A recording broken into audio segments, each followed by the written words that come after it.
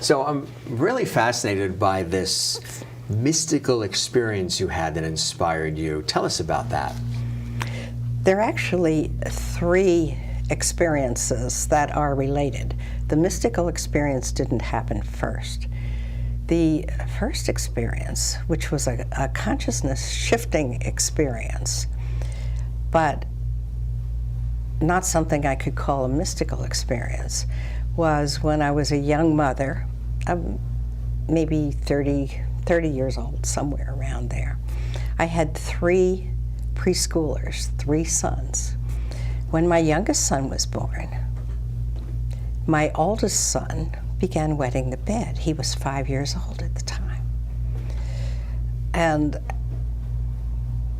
as the mother of 3 preschoolers, I had my hands full. I did not need a kid wetting the bed every morning. That's a lot. and of course, being the quote perfect mother, I always felt I had to change the sheets, wash the sheets. It was extra work. I was exhausted. I didn't need this. So at first I ignored it, hoping it would go away on its own. And it didn't. And then I decided it was time to have a talk with Bill and explain to him why a 5-year-old was too old to wet the bed.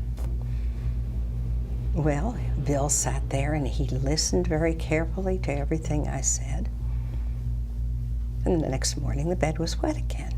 Clearly that was a waste of time.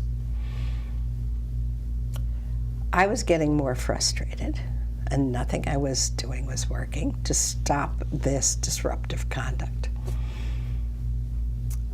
So I raised my voice. Well, that didn't work. The bed was still wet the next morning. I think I spanked him once. The bed was still wet.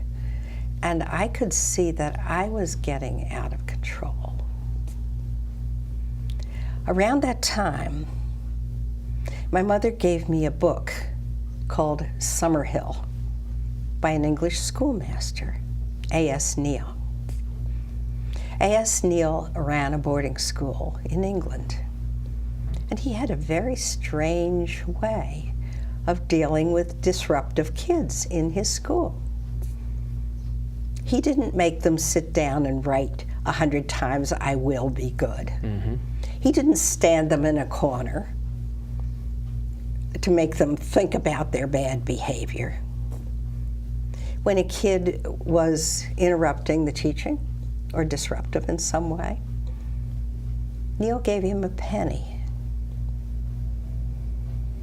And there was nothing moralistic about the way he wrote. It was simply descriptive.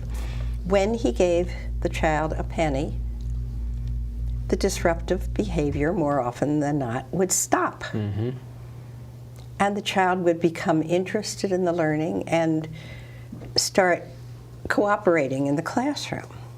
Well, this made no sense to me. Why would you give a child a penny for bad behavior?